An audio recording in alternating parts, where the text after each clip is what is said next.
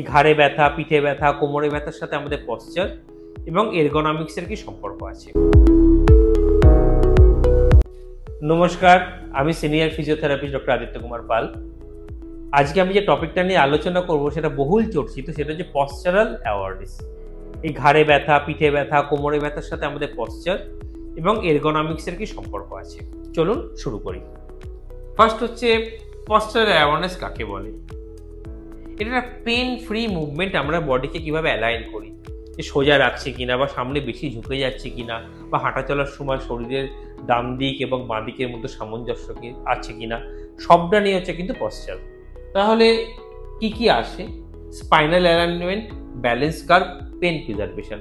আজকে যেহেতু আমি শুধুমাত্র সিদ্ধান্তের উপরে পশ্চারটাকে সীমিত রাখছি, সেক্ষেত্রে কিন্তু স্পাইনাল অ্যালাইনমেন্ট নিয়ে প্রথমে কিছু কথা বলতে হবে। স্পাইনাল অ্যালাইনমেন্ট জিনিসটা কি? আমাদের সিদ্ধারা তিনটে মূলত ভাগ: সার্ভাইকাল স্পাইন ঘাড়, থোরাসিক স্পাইন পিঠ এবং লাম্বার স্পাইন কোমর। এই সার্ভাইকাল স্পাইনে একটা এক্সটেনশন কার্ভ থাকে, অর্থাৎ ব্যাকা পেছন দিকে, সামনের দিকে ঝোঁকা সার্ভাইকাল। থোরাসিক স্পাইনে থাকে আমাদের কাইফোটিক কার্ভ এবং লাম্বার স্পাইনে একটা লর্ডোসিস থাকে। এই কার্ভেচারগুলো বেশি হয়ে গেলেও সমস্যা, কম হয়ে গেলেও সমস্যা। এটাকে কিন্তু সঠিক পশ্চারের মাধ্যমে ঠিক নিয়ন্ত্রণে রাখতে হবে।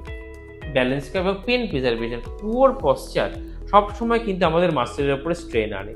ধরুন উদাহরণস্বরূপ, আমি যদি একটা মোবাইল এরকমভাবে অনেকটা সামনের দিকে ঘাটটাকে ঝুঁকিয়ে করছি, কি হচ্ছে? আমার পেছন দিকের মাসেলে চাপ বেশি পড়ছে, সামনের দিকের মাসেলটা, গলার সামনের মাসেলে টাইটনেস বাড়ছে, সুতরাং একটা ইমব্যালেন্স ক্রিয়েট হচ্ছে।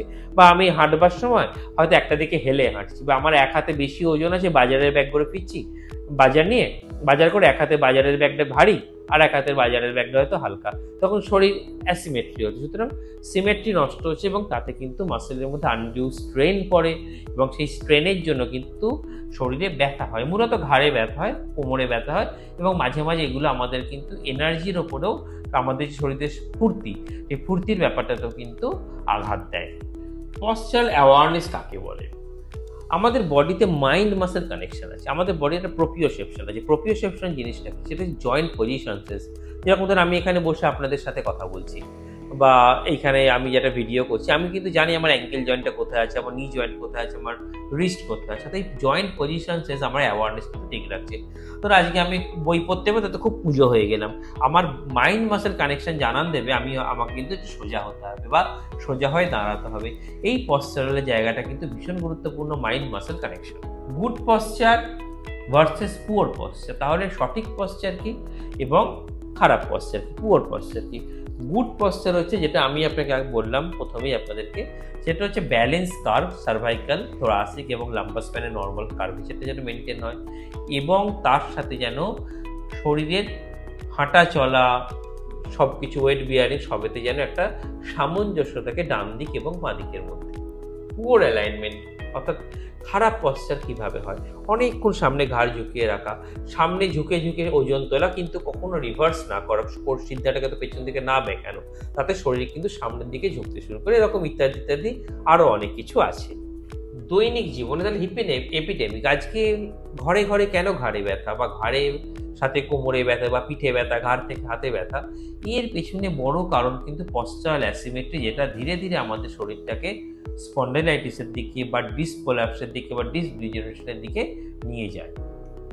একটা স্কেল যদি দেখি আমরা, আজকে এই মুহূর্তে ভারতবর্ষে 80% মানুষ কিন্তু যারা অ্যাডাল্ট, তারা কিন্তু পশ্চারের জন্য অ্যাফেক্টেড হয়ে আছেন। 65% তার মধ্যে ডেস্ক ওয়ার্ক, অর্থাৎ ব্যাংকার্স বা যারা কম্পিউটার নিয়ে কাজ করে, বা স্টুডেন্ট যারা টেক্সট নিয়ে আক্রান্ত, সারাক্ষণ কম্পিউটার ল্যাপটপে কাজ করছে, ঘাড়ে যন্ত্রণা হচ্ছে। এবং এর জন্য মাসকুলোস্কেলেটালি যে আমাদের ইমব্যালেন্স, তার জন্য কিন্তু অল অ্যারাউন্ড 40% প্রোডাক্টিভিটি আমাদের কিন্তু ভারতের প্রত্যেক বছরে লস হয়ে যায়।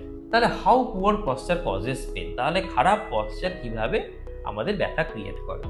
ফরওয়ার্ড হেড পশ্চারটাকে আমি যদি ধরি, তাহলে কি হবে? আমি যে ঘাড়টাকে সামনে রাখি, আমার নেকে একটা ইমব্যালেন্স হচ্ছে, যে ঘাড়ের মাথার ওজনটা যে আছে তাকে ধরে রাখার জন্য পেছনের পেশিগুলো, পিঠের দিকের পেশিগুলো সবসময় কাজ করছে, তখন তাদের ট্রিগার পয়েন্ট ডেভেলপ হচ্ছে। সেই ট্রিগার পয়েন্টগুলো কখনো প্রাইমারি ট্রিগার পয়েন্ট, কখনো সেকেন্ডারি বা কখনো স্যাটেলাইট ট্রিগার পয়েন্ট হচ্ছে। তাতে কিন্তু হাত ঝিনঝিন বা হাতের দুর্বলতা বা মাথা ঘোরা, বমি বমি ভাব, এগুলো কিন্তু আসতে শুরু করে।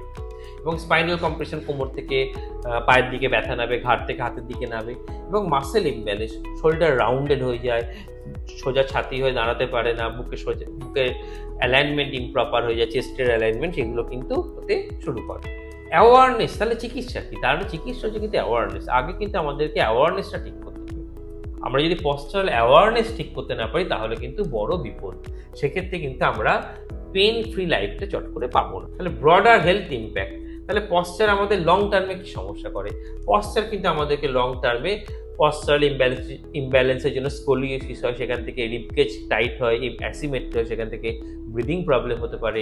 পেক মাইনর মাসেল আছে, সেই মাসেলটা টাইট হয়ে গেলে একটা অ্যাঞ্জাইনা পেক্টোরিস, অর্থাৎ হাতের দিকে ব্যথা নেবে আসে বা হাতে, সেরকম একটা মিমিক সিমটম হতে পারে। যদি অ্যাঞ্জাইনা পেক্টোরিস কখনো পশ্চারের জন্য হয় না, সেটা মায়োকার্ডিয়াল ইনফাকশনের জন্য, সেটা একদম আলাদা একটা আমাদের ভিসেরাল প্রবলেম, হার্ট থেকে আসে, কিন্তু একটা ওই রকম একটা মানুষের মনে ভয় ঢুকে যেতে পারে, আমার হার্টে কিছু হচ্ছে না তো।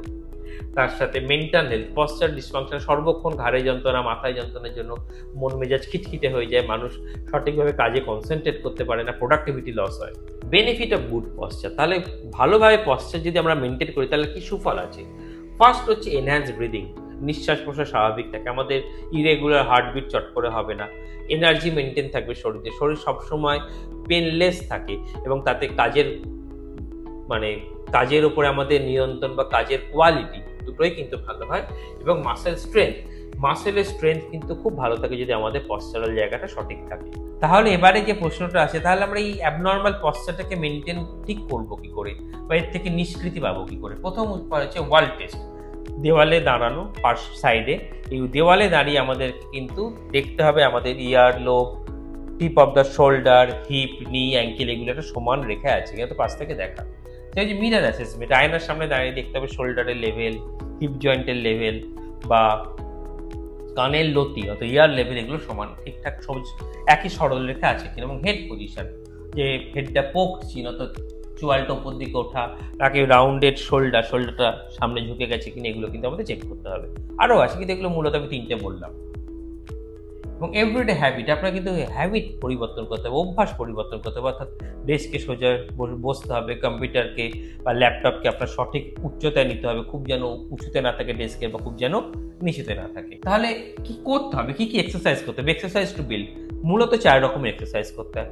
ফার্স্ট, কোর মাসেল স্টেবিলিটি, অর্থাৎ অ্যাবডোমিনাল কোর মাসেল, কোমরের এবং অ্যাবডোমিনের মাসেলের স্ট্রেংথ কিন্তু মেনটেন করতে হবে। সেখানে হচ্ছে ফ্লেক্সিবিলিটি, অর্থাৎ টাইট মাসেল যেন আমাদের পশ্চারকে মেনটেন করতে সমস্যা না করে, তাই জন্য পশ্চারাল যে মাসেলগুলো হচ্ছে কোমরের, হিপ জয়েন্টের, কাপ মাসেল, শোল্ডার মাসেল, এগুলোকে কিন্তু প্রপার স্ট্রেচিং করতে হবে। আপার ব্যাক পাওয়ার, পিঠের পেশি অর্থাৎ পেছন দিকে ব্যাক মাসেল, ল্যাটিসিমাসের মাসেল, রোয়িং এক্সারসাইজ করতে হবে আমাদের। তার সাথে চিন আপ বা পুল আপ জাতীয় এক্সারসাইজ, যারা যদি না পারেন প্ল্যাঙ্ক জাতীয় এক্সারসাইজ কিন্তু করতে হবে। এবং শেষ কথা, মাইন্ড বডি প্র্যাকটিস, দিনের শেষে যোগা বা তাইচি বা পিলাইটিস এই জাতীয় এক্সারসাইজ কিন্তু করতে হবে, যাতে মাইন্ড মাসেল কানেকশন খুব ভালো থাকে। এরগোনমিক্স কিন্তু খুব ইম্পর্টেন্ট পার্ট, যে আপনি sitting support, safe lifting, sleep position, এই 3টে জিনিস। আমরা যেখানে বসছি সেখানে আমাদের কিন্তু ব্যাকে একটা যেন সাপোর্ট থাকে কোমরের কাছে। স্লিপ পজিশন, রাত্রিরে শোবার সময় বালিশের যেন হাইটটা ঠিক থাকে, যেন খুব নিচু না হয় বা খুব উঁচু না হয় বা একদম বিনা বালিশে না থাকে। এবং অবশ্যই লিফটিং, সামনে থেকে ঝুঁকে আমরা ভারী কিছু তুলতে গিয়ে যে কোমরে দুর্ঘটনাটা হয় অর্থাৎ ডিস্ক কোল্যাপস, সেইগুলো কিন্তু আমরা খুব সহজে এড়িয়ে যেতে পারি। সামনে ঝুঁকে যখন কোনো ভারী ওজন তুলি, সেটাকে সঠিকভাবে আমরা যদি নিজের শরীরটাকে অ্যালাইনমেন্ট করে তুলতে পারি, তাহলে কিন্তু কোমরের ডিস্কের যেটা বিরাট সংখ্যক রুগী আছে, সেই রুগীর সংখ্যা কিন্তু অনেক কমে যাবে। Strengthen awareness, strengthen your spine, সিদ্ধা রাখা কিন্তু যদি আমরা স্ট্রেনদেন রাখতে পারি, তাহলে কিন্তু আমাদের পশ্চারের সমস্যা সিংহভাগ ওখানেই মিটে যায়। তার সাথে অ্যাওয়ারনেস, যে কথাটা বারবার বলা, সব সময় সচেতন থেকে ভারী ওজন তোলা, নিজেকে সঠিকভাবে হাঁটা চলা করা, এগুলো কিন্তু করতে হবে। তাহলে কনক্লুশন কি? Your posture, your health, your future. আজ থেকেই যারা ছোট আছেন, 13-14 বছর বয়স, যারা স্কুলে লেখাপড়া করছেন, তারা যেন সঠিকভাবে পশ্চার মেনটেন করেন, যাতে ভবিষ্যতে স্পন্ডিলাইটিস, রাউন্ডেড শোল্ডার, পোকড চিন বা ডিসপ্রোলাপস এই সমস্ত সমস্যা না হয়। এবং এটা একটা ওয়েলনেস, দিনের শেষে কিন্তু ভালো থাকার পেছনে পশ্চারের একটা খুব বড় চাবিকাঠি আছে। এবং এর জন্য কি 3টে আমাদের মূল মন্ত্র। ফার্স্ট স্ট্যান্ড টল, সোজা হয়ে দাঁড়াতে হবে। ব্রিথ ডিপ, ডিপ ব্রিদিং করবেন যাতে ডায়াফ্রাম আমাদের প্রপার ফাংশন করে। ডায়াফ্রামেটিক ব্রিদিং কিন্তু পশ্চারকে মেনটেন করার খুব বড় একটি চাবিকাঠি। এবং লিভ ওয়েল, খুব ভালোভাবে থাকুন। আজকে এইটুকু বলেই শেষ করছি।